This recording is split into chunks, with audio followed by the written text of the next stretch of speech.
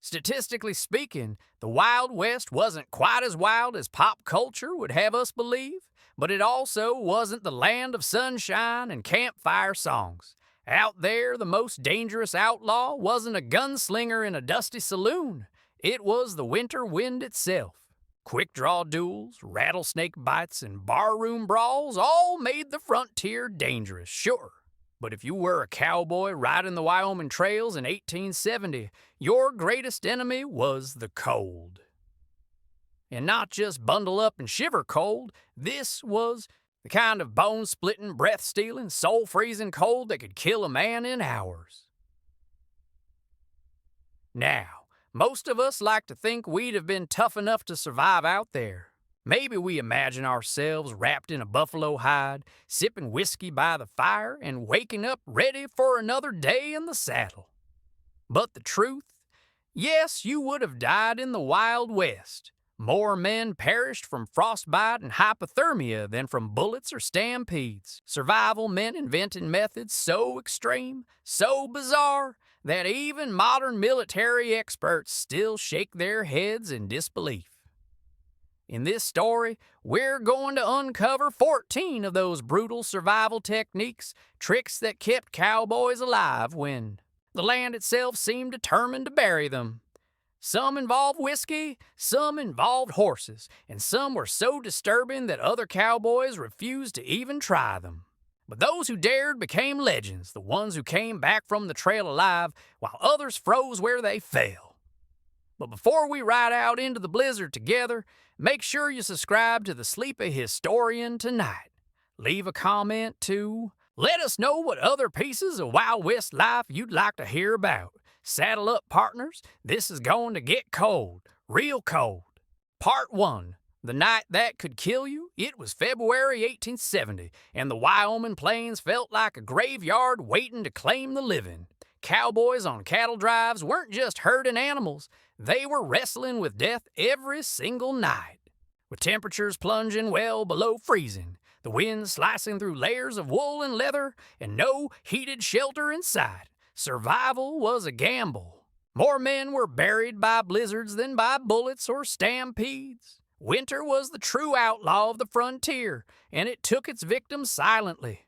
Those who lived had to invent methods that would sound insane today, but out there, sanity didn't matter. Warmth did. Part 2. Spooning for survival, forget shame.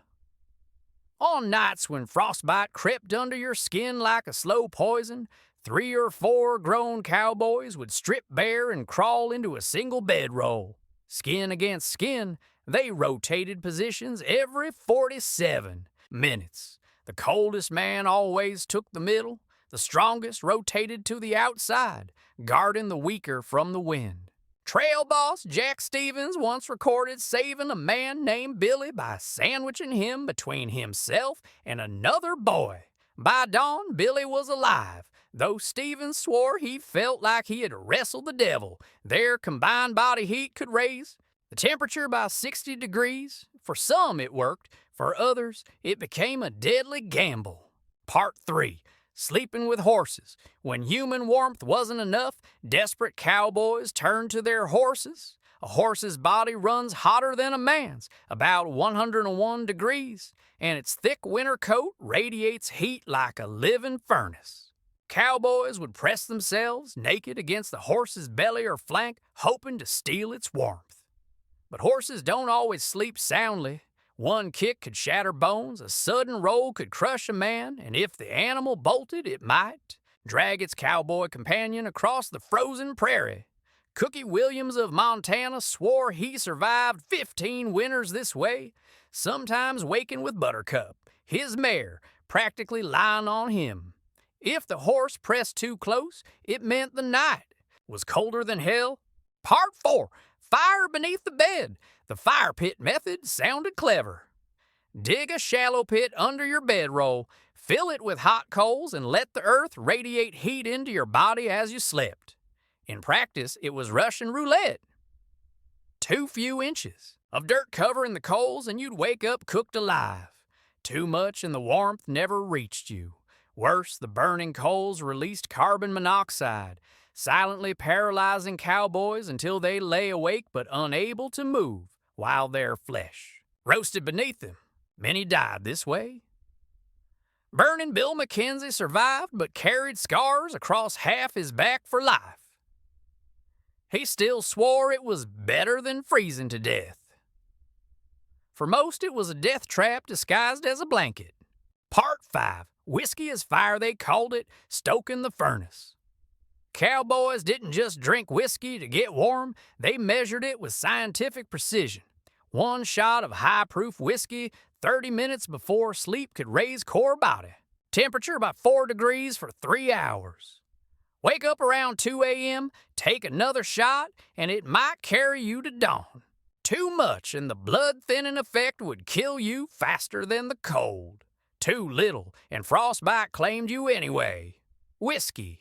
Tom Patterson became a legend for his mastery, working the northern ranges for 2 decades without losing a toe. To others, he looked untouchable, like a ghost immune to winter's claws. But it was no miracle. It was math mixed with liquor. Part 6. The Stone Warmers. Another trick was to heat stones in a fire and tuck them into bedrolls. But it was no simple task. Porous stones exploded from steam pressure, sharp fragments flying into flesh. Dense stones cracked into razor shards. Even the right rocks had to be heated to exactly 180 degrees. Too hot and they burned through blankets. Too cool and they chilled before morning. Cowboys tested them the hard way, pressing hot stones against bare arms for 3 seconds. If they didn't scream, the stone was ready. Stone-faced Rodriguez learned the price when one slipped against his cheek, burning a scar deep into his face. He laughed it off, claiming the scar tissue never froze again. Pain in the West could become armor. Part 7. Buffalo Hide. Armor buffalo coats weighed 30 to 40 pounds and could keep a man alive even in minus 60 degrees. But they carried a hidden killer, sweat. When cowboys overexerted, sweat soaked into the heavy fur. Later, when they stopped moving, the moisture froze solid against their skin, turning their own bodies into icy tombs. Survival demanded constant venting, opening, shifting, and adjusting the coat every 15 minutes. Oddly, the smallest men wore the heaviest coats, since larger men generated too much heat and risked cooking themselves alive. Tiny Thompson, a cowboy barely 5'4", wore a 40-pound coat and bragged he could sleep naked in minus 40. His ritual to prepare it every night, a mystery known only to him. Part 8. The Snow Cave. Tune when storms swallowed the plains, cowboys carved their shelters directly from snow. A snow cave could save or kill you. Too small and you suffocated, too big and you froze. The walls had to be precise, the thickness perfect, the air circulation exact. One wrong move and you'd be buried alive. Survivors dug entrances lower than their sleeping spots, trapping cold air away from their bodies. Charlie Snow King McKenzie survived 6 days alone in such a tomb during the blizzard of 1873. When found, he was delirious, talking to ghosts. His snow cave was flawless, with chambers, ventilation, and sleeping shelves. Yet he swore he remembered nothing of building it, as if something else had guided his hands. Part 9. Greased like the dead Tom Frozen Face. Morrison carried frostbite scars across half his face, yet unlike others, he never froze again. His secret was grotesque. Every night he smeared his entire body in a thick coat of bear grease, mixed with pine resin and some unknown ingredient he never revealed.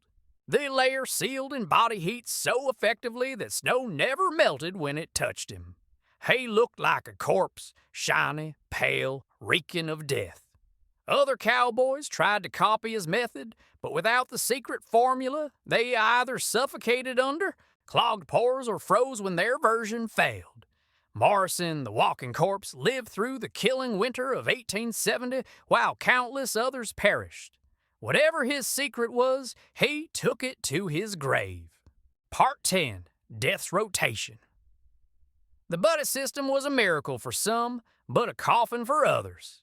Cowboys rotated positions inside shared bedrolls. The outer men shielded the inner ones, but the timing had to be exact every 47 minutes. Nobody knew why, but any shorter or longer meant someone froze, and there was a darker truth. The strongest men often claimed the warmer spots unconsciously, leaving weaker cowboys to freeze on the outside.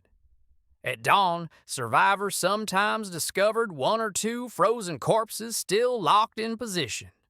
Moving them would break the heat chain, so the living kept rotating, sharing body heat with the dead until morning. Dead Man Johnson got his name for surviving 3 nights pressed against frozen partners. Part 11. Raising the Dead Even. When a cowboy appeared dead, there was one last chance. Cowboys discovered that hypothermia victims, blue breathless without a pulse, could sometimes be brought back. The resurrection ritual stripped the body naked and sandwiched it between 2 living men, skin to skin, arms and legs wrapped tight. For 6 to 8 hours, the living had to remain still, sharing their warmth slowly. Too much hate too fast, and the heart would explode. Too little, and the victim would die for real. Lazarus Pete was pulled back from death 4 times this way. He claimed he could remember floating above his body, watching the man below fight to keep him alive. The frontier gave no room for miracles, but sometimes it created them anyway. Part 12. Fire builders of the plains, the fire pit killed many, but a few geniuses turned it into a science. Instead of burying coals under bedrolls, they built underground furnace networks, chambers connected by carefully dug air channels. Heat circulated evenly, avoiding hot spots and deadly gas.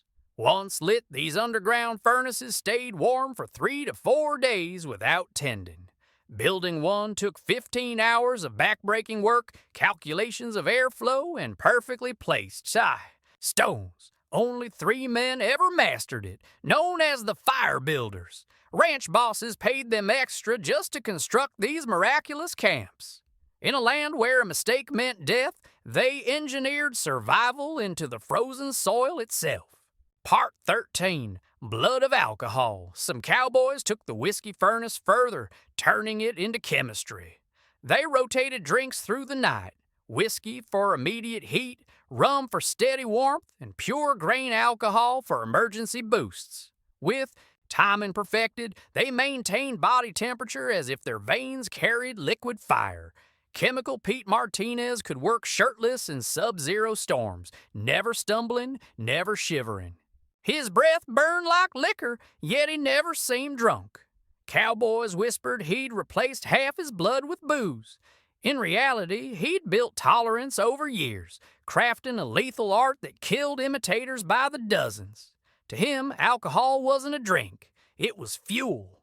Part 14. Ritual of the Buffalo Coat. The final and strangest method wasn't just physical, it was ritual. Cowboys who prepared buffalo coats for survival didn't just wear them, they transformed themselves. The coats were lined with specific mixtures of animal fat in carefully drawn patterns. The wearers ate certain foods, altering body chemistry, sweat, even smell. They whispered prayers, meditated, or entered trance-like states, claiming they could will their bodies to resist the cold. Ritual Roberts perfected this bizarre practice, surviving -50 while others froze in warmer nights. He never shared his secrets, dying in a blizzard in 1891. With him vanished the most extreme survival knowledge of the Wild West, proof that cowboys didn't just endure winter, they conquered it.